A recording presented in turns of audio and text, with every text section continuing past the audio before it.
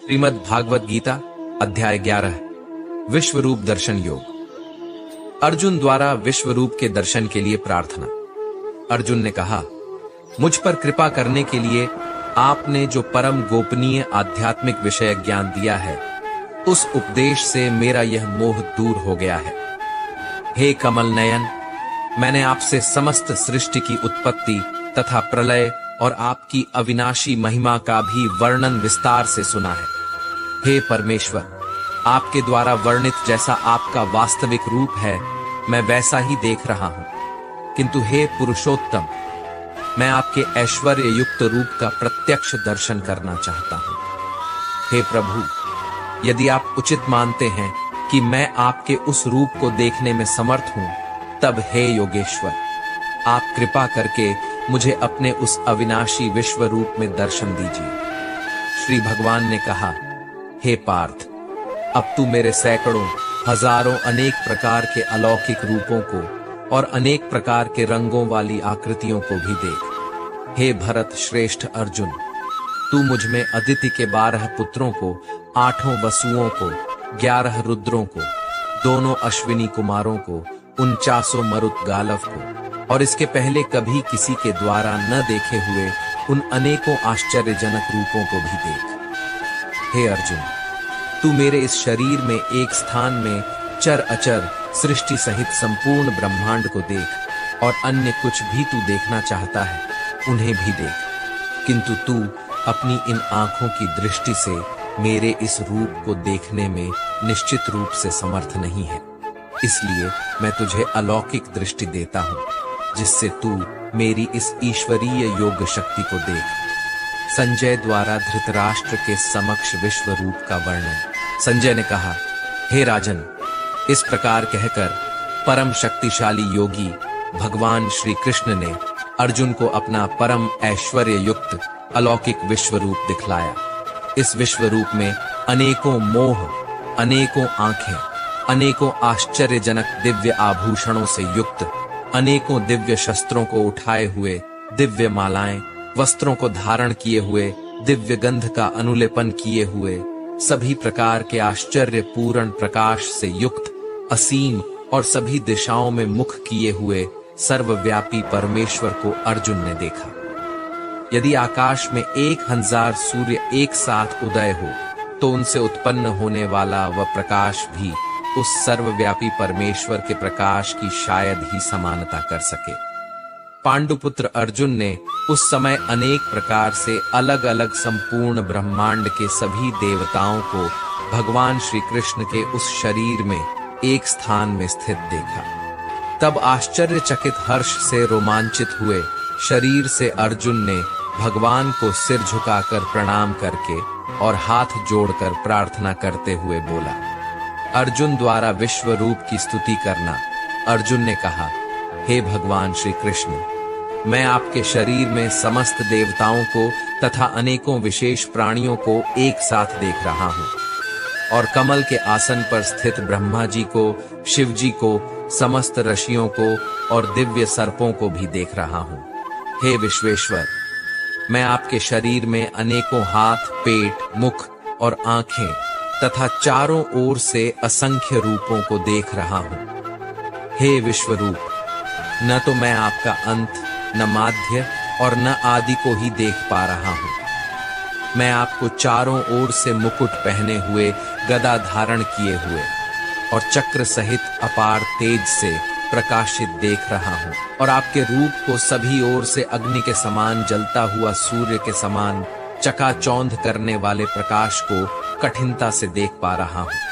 हे भगवान, आप ही जानने योग्य परब्रह्म परमात्मा है।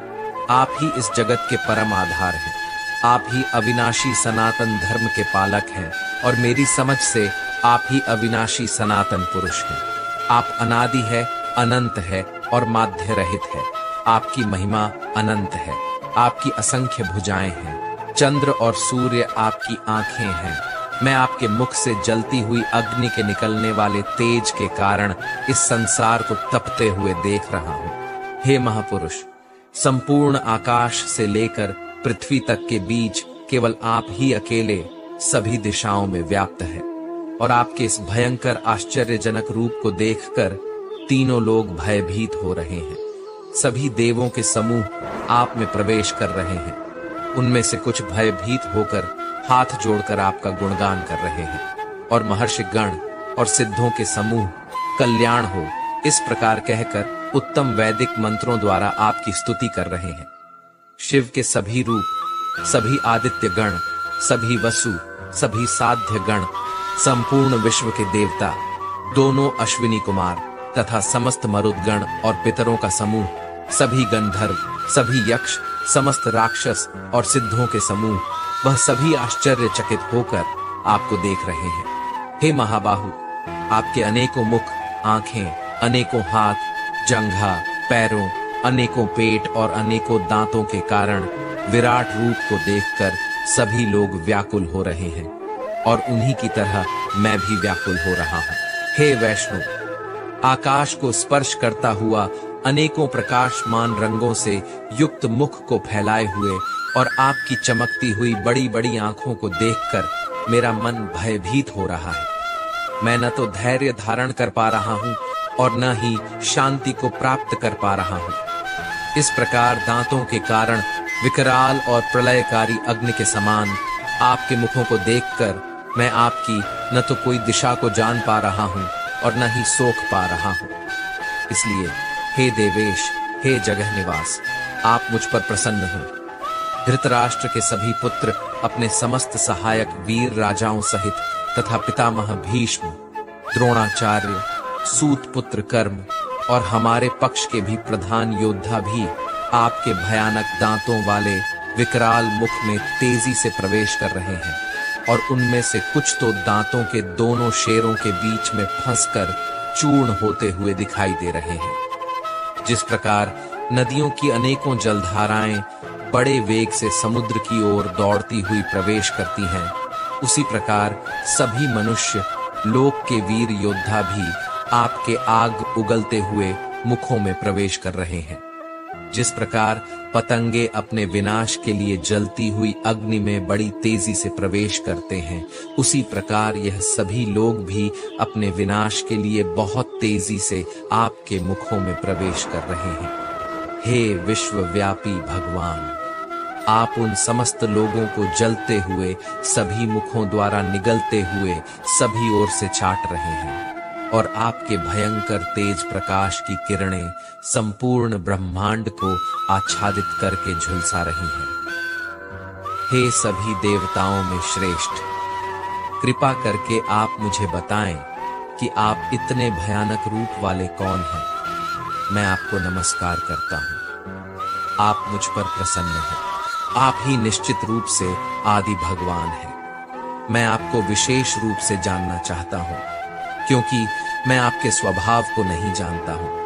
भगवान द्वारा अपने प्रभाव का वर्णन श्री भगवान ने कहा, मैं इस संपूर्ण संसार का नष्ट करने वाला महाकाल हूं। इस समय इन समस्त प्राणियों का नाश करने के लिए लगा हुआ हूं। यहाँ स्थित सभी विपक्षी पक्ष के योद्धा तेरे युद्ध न करने पर भी भविष्य में नहीं रहेंगे। हे सव्यसाची, इसलिए तू यश को प्राप्त करने के लिए युद्ध करने के लिए खड़ा हो और शत्रुओं को जीतकर सुख संपन्न राज्य का भोग कर। ये सभी पहले ही मेरे ही द्वारा मारे जा चुके हैं। तू तो युद्ध में केवल निमित्त बना रहेगा। द्रोण, भीष्म, जयद्रथ, कर्ण और भी अन्य अनेक मेरे द्वारा मारे हुए इन महान योद्धाओं से तू बिना किसी भय से विचलित हुए यो युद्ध कर। इस युद्ध में तू ही निश्चित रूप से शत्रुओं को जीतेगा। संजय ने कहा। भगवान के इन वचनों को सुनकर अर्जुन ने हाथ जोड़कर बारंबार नमस्कार किया और फिर अत्यंत भय से कांपता हुआ प्रणाम करके अवरुद्ध स्वर से भगवान श्री कृष्ण से बोला। अर्जुन ने कहा, हे अंतर्यामी प्रभु, यह उचित ही है कि आपके नाम के कीर्तन से संपूर्ण संसार अत्यंत हर्षित होकर आपके प्रति अनुरक्त हो रहा है तथा आसुरी स्वभाव के प्राणी आपके भय के कारण इधर उधर भाग रहे हैं और सभी सिद्ध पुरुष आपको नमस्कार कर रहे हैं। हे महात्मा, ये सभी श्रेष्ठ जन आपको नमस्कार क्यों न करें? क्योंकि आप ही ब्रह्मा को भी उत्पन्न करने वाले हैं। हे अनंत, हे देवाधिदेव, हे जगत के आश्रय, आप अविनाशी, समस्त कारणों के मूल कारण और आप ही परम तत्व हैं। आप आदिदेव सनातन पुरुष हैं। आप इस संसार के परम आश्रय हैं। आप जानने योग्य हैं तथा आप ही जानने वाले हैं। आप ही परम धाम हैं और आपके ही द्वारा यह संसार अनंत रूपों में व्याप्त है। आप वायु, यम, अग्नि, वरुण, चंद्रमा तथा सभी प्राणियों के पिता ब्रह्मा भी हैं और आप ही ब्रह्मा के पिता भी हैं। आपको बारंबार नमस्कार, आपको हजारों बार नमस्कार। हे असीम शक्तिमान, मैं आपको आगे से, पीछे से और सभी ओर से भी नमस्कार करता हूं, क्योंकि आप ही सब कुछ है। आप अनंत पराक्रम के स्वामी हैं। आप ही से समस्त संसार व्याप्त है, अतः आप ही सब कुछ है। आपको अपना मित्र मानकर मैंने हठपूर्वक आपको हे कृष्ण, हे यादव, हे सखा, इस प्रकार आपकी महिमा को जाने बिना मूर्खतावश या प्रेमवश जो कुछ कहा है। हे अच्युत, यही नहीं, हंसी मजाक में आराम करते हुए, सोते हुए, बैठते हुए या भोजन करते हुए, कभी अकेले में या कभी मित्रों के सामने मैंने आपका जो अनादर किया है, उन सभी अपराधों के लिए मैं क्षमा मांगता हूँ।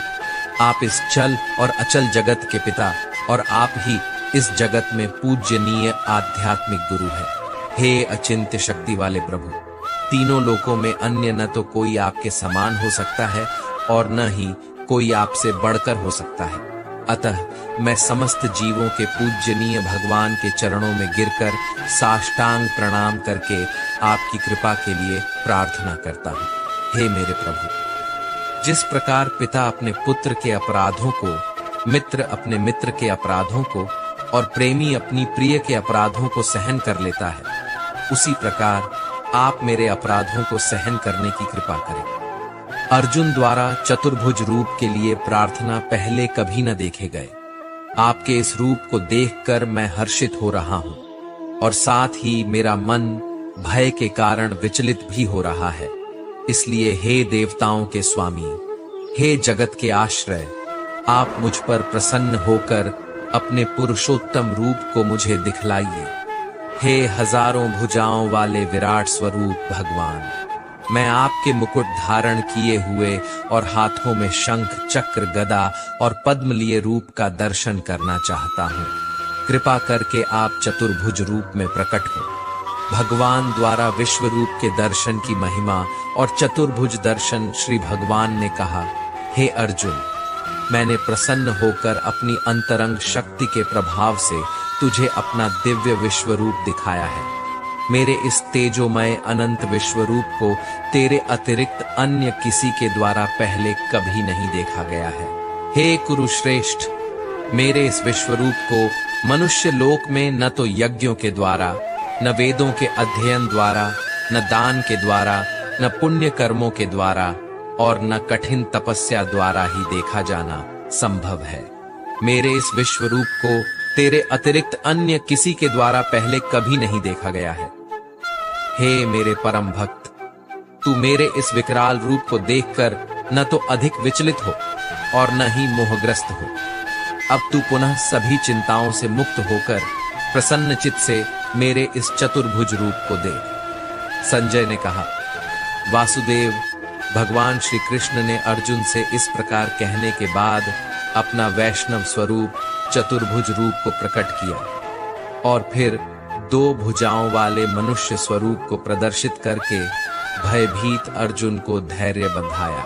अर्जुन ने कहा, हे जनार्दन, आपके इस अत्यंत सुंदर मनुष्य रूप को देखकर अब मैं स्थिर चित्त हो गया हूं और अपनी स्वाभाविक स्थिति को प्राप्त हो गया हूं। श्री भगवान ने कहा, मेरा जो चतुर्भुज रूप तुमने देखा है, उसे देख पाना अत्यंत दुर्लभ है। देवता भी इस शाश्वत रूप के दर्शन की आकांक्षा करते रहते हैं। मेरे इस चतुर्भुज रूप को, जिसको तेरे द्वारा देखा गया है, इस रूप को न वेदों के अध्ययन से, न तपस्या से, न दान से और न यज्ञ से ही देखा जाना संभव है। हे अर्जुन, केवल अनन्य भक्ति के द्वारा ही मेरा साक्षात दर्शन किया जा सकता है। वास्तविक स्वरूप को जाना जा सकता है और इसी विधि से मुझ में प्रवेश भी पाया जा सकता है। हे पांडुपुत्र, जो मनुष्य केवल मेरी शरण होकर मेरे ही लिए संपूर्ण कर्तव्य कर्मों को करता है, मेरी भक्ति में स्थित रहता है, सभी कामनाओं से मुक्त रहता है और समस्त प्राणियों से मैत्री भाव रखता है, वह मनुष्य निश्चित रूप से मुझे ही प्राप्त करता है। इस प्रकार उपनिषद, ब्रह्म विद्या तथा योग शास्त्र रूप श्रीमद् भागवत गीता के श्री कृष्ण अर्जुन संवाद में विश्व रूप दर्शन योग नाम का 11वां अध्याय संपूर्ण हुआ।